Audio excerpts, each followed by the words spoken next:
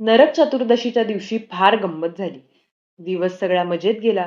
रात्रीची जेवणी खाणी झाली. पुरुष मंडळी बाहेर अंगणात सतरंजी टाकून बसली. सासरे, मेहुणे, गावातील 4-2 मंडळी. जावई बुवाही या घोळक्यात होते. सासूरवाडीला त्यांना इतक्या लवकर कोण झोपू देणार? बसायला त्यांना खास गादी दिली होती. पाठीमागे तक्क्या पालथा टाकला होता. तक्क्यावर कोपर टेंगून ते पेंगत होते. मध्येच कुणीतरी हलवून त्यांना जागे करी. जावई बुवा, जागे आहात ना? वा, अगदी अखंड जागा आहे. मग सांगा बरं, आम्ही आत्ता काय बोलत होतो? कुणीतरी रात्रीची वेळ, अंधार असं काही बोलत होते. त्यातला अंधार शब्द त्यांनी अर्धवट ऐकला होता. प्रश्न ऐकल्याबरोबर ते बोलले, धार ना? हो हो, आमच्या इकडं शेतातल्या विळ्या कोयत्यांना चांगली धार असते. सपासप सपासप कापतात. असं? सगळी मंडळी हसू लागली. तर पूर्वी तलवारींना सुद्धा धार असे असं मी ऐकले. रक्त सुद्धा निघत असे म्हणे. हे ऐकल्यावर तर जमलेली मंडळी आणखीनच हसू लागली. जावईबुवा फार विनोदी आहेत असा मेहुण्यांना संशय आलाच होता. तो आणखीन पक्का झाला. ते तर खो खो करून मोठ्यांदा हसू लागले. आता मात्र जावईबुवांची झोप उडाली. जरा सावरून बसून डोळे चोळीत ते म्हणाले, का? हसायला काय झालं? कुणी पडलं बिडलं काय धबेल करून? अहो तसं नाही. मेहुणे पुन्हा तोंड पसरून हसले. मग? जावईबुवांनी आश्चर्याने विचारले. मग त्यांना हळूहळू कळले की भूताखेतांच्या गप्पा चालल्या आहेत. रात्र हा प्रकारच कधी न पाहिल्यामुळे भूतेखेतेही त्यांच्या परिचयाची नव्हती. आज त्यांना नवीनच माहिती कळाली. एखादे माणूस मेले म्हणजे भूत होते. हे भूत रात्रीच्या अंधारात हिंडत असते. अनेक ठिकाणी ते झाडावर बसलेले असते. कधी कधी ते पडक्या विहिरीत असते किंवा एखाद्या ओसाड वाड्यात राहते. त्याचे पाय उलटे असतात.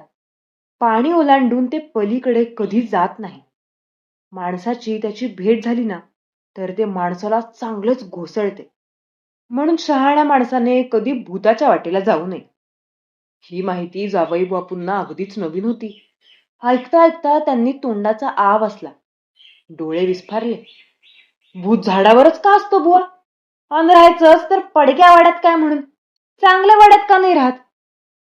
सासरे बोलले, त्याची पद्धतच तशी. दुसऱ्या जागा आवडतच नाहीत त्याला. आपण तरी काय करणार? हो हो, तेही खरंच म्हणा. अन माणसाला धरतो ते काय म्हणून? त्यांच्या हद्दीत गेलो की धरतं ते. दन्नादन्नी करायची, चांगलं बदलून काढायचं आणि आपण पळून जायचं. छे छे, ते काय इतकं सोपं नाही. एक गावकरी म्हणाला, का सोपं नाही? मी करून दाखवतो. मला दाखवा भूत तुमचं. नाकाडावर गुद्दाच हाणतोय. घुळणं फुटून चांगलं रक्त आलं पाहिजे.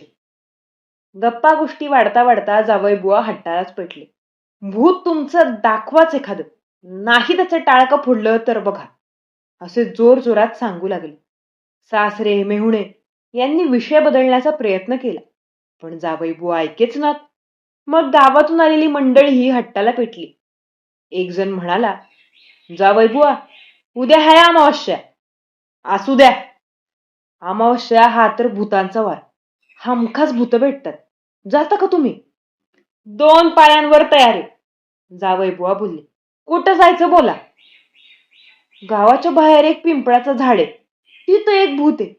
अमावस्येला तर तिकडं कुणी जात बी नाही. जाता तुम्ही? पठ्ठ्या तयार आहे. सांगितलं ना मगाशीच. पण तुम्ही जाऊन आलात ते कशावरनं खरं मानायचं आम्ही? भूताला विचारा ना दुसऱ्या दिवशी. हो म्हणताय की नाही बघा. सगळी मंडळी जोर जोरात हसू लागली. जावई बुवा आश्चर्याने सगळ्यांकडे पाहू लागले.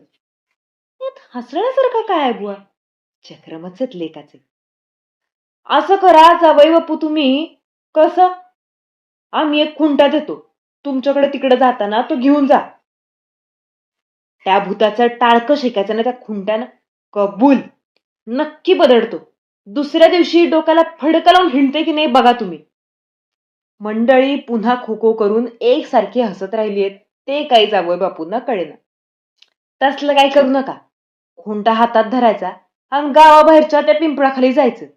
तिथं दिवसा उजेडीच आम्ही दगड ठेवू. त्या दगडानं तो खुंटा जमिनीत पाक्का ठोकायचा. आणि पुढं पुढं काय, निघून यायचं. दुसऱ्या दिवशी दिसला मला खुंटा ठोकलेला तर मग आम्ही म्हणू, भले शाब्बास, ठरलं. बघा हा, तुम्ही बघाच हो, ठरलं म्हणजे ठरलं. बोलता बोलता हे सगळे उठले. अमावस्येच्या दिवशी रात्री 12 वाजता जावई बुवांनी खुंटा हातात घेऊन एकटे गावाबाहेर पडायचे आणि पिंपळाच्या झाडाखाली खुंटा ठोकून परत यायचे. जावई बापूंनी ती गोष्ट ताबडतोब कबूल करून टाकली. मंडळी हळूहळू पांगली. सासरे बुवा आणि मेहुणे यांनी खूप समजूत घालण्याचा प्रयत्न केला, पण गडी अजिबात ऐकायला तयार नाही असे दिसले. तेव्हा त्यांनीही नाद सोडून दिला. काय व्हायचे असेल ते होईल. आपण तरी या हट्टी माणसाला किती समजावून सांगणार. दुसरा दिवस अमावस्येचाच होता. घरात दिवाळी चालूच होती. मिष्टान्न खाऊन संतुष्ट झालेले जावई बुवा आज विशेष खुशीत होते. आज रात्री मजा आहे. कसलं भूतनं काय, उगीच घाबरतात लेकाचे. बरोबर रात्री 12 वाजता जातो, त्या पिंपळाच्या झाडाखाली खुंटा ठोकतो आणि परत येतो. दिवस सगळा मजेत गेला. गप्पा गोष्टी, दिवाळीचा फराळ, दुपारचे मिष्टान्न, नंतरची सुस्ती. बघता बघता अंधार झाला. जावई बुवा वाट बघत बसून राहिले. मेहुणे म्हणाले, कसले येत आहेत होते लोक, नुसत्या गप्पा त्या. तुम्ही झोपा जावई बुवा, तुमच्या धाडसीपणाची खात्री पटली सगळ्यांना. कधी नव्हे ते घरची मंडळी जावई बुवांना लवकर झोपी जाण्याचा आग्रह करू लागली. बायकोही रागावली, रुसली सुद्धा, पण जावई बुवा काही ऐकायला तयार होईनात. मध्यरात्र होत आली. गावकरी मंडळी खरोखरच घोळका करून आली. एकाने एक चांगला लाकडी खुंटा आणला होता. तो जावई बुवांच्या हातात दिला. चला आमच्या बरोबर, आम्ही लांबून त्या झाडाच्या खानाखुना सांगतो. तिथं जायचं, खुंटा ठोकायचा आणि यायचं परत. बघू तर तुमची हिंमत. जावई बुवा निघाले. सगळ्यांचे काळीज धाड धाड उडत होते. बायको तर अगदी रडायच्याच बेताला आली होती. पण जावई बापूंना त्याची फिकीर नव्हती. हातात तो खुंटा घेऊन ते रुबाबात निघाले. सगळी मंडळी गावाबाहेरच्या वेशीपाशी येऊन पोहोचली. अमावस्येची काळोखी रात्र. हवेत किंचित गारठाही होता. डोळ्यात बोट घातले तरी नीटसे दिसत नव्हते, इतका अंधार.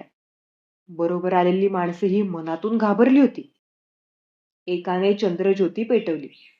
तिच्या उजेडात लांबवरचे पिंपळाचे झाड जावई बापूंना दाखवीत तो म्हणाला, ते दिसतंय ना झाड, हा तेच ते.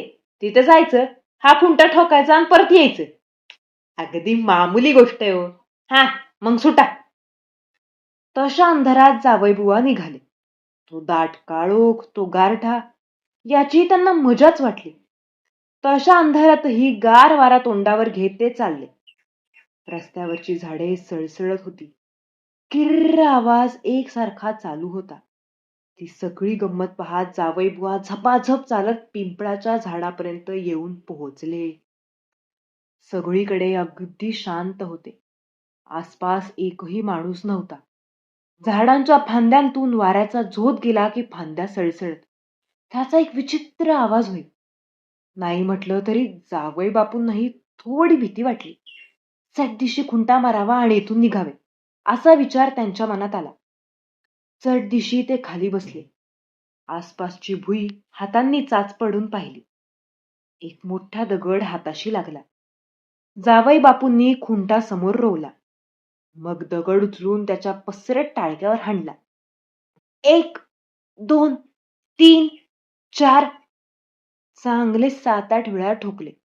खुंटा भुईत चांगला रुतला. हलवून बळकट आहे की नाही हे त्यांनी पाहिले. मग सुटकेचा निश्वास सोडून ऐटीत बोलले, ए भूता, कुठंच लेका तू, ये ना मला धरायला, बघू तर तुझी हिंमत. 2 मिनिटे वाट बघितली. कुणीही आले नाही आणि गेले नाही. हटले का, असे म्हणून जावई बुवा उठले. उठले कसले, उठायचा प्रयत्न केला, पण त्यांना उठताच येईना. कुणीतरी त्यांचे धोतर धरून खसकन ओढले. ते एकदम घाबरले. खाली बसल्यावर पुन्हा शांत. पुन्हा उठू लागले तसे पुन्हा त्यांचं धोतर कुणीतरी खसकन एकदम ओढले. हा प्रकार 2-3दा झाला. मग मात्र जावई बुवा हबकले. बाप रे, म्हणजे खरोखरच भूत आले की काय? हे धोतर धरून कोण ओढतंय? उठायचा प्रयत्न केला की धोतर ओढून कोणीतरी आपल्याला खाली बसवत आहे हे नक्की. आपण इथून हलता कामा नये अशी इच्छा दिसतीये. खात्रीने हे भूताचेच काम. जावई बुवा एकदम किंचाळले, मेलो मेलो. मग एकदम त्यांची दातखिळच बसली. चेहरा पांढरा फटक पडला.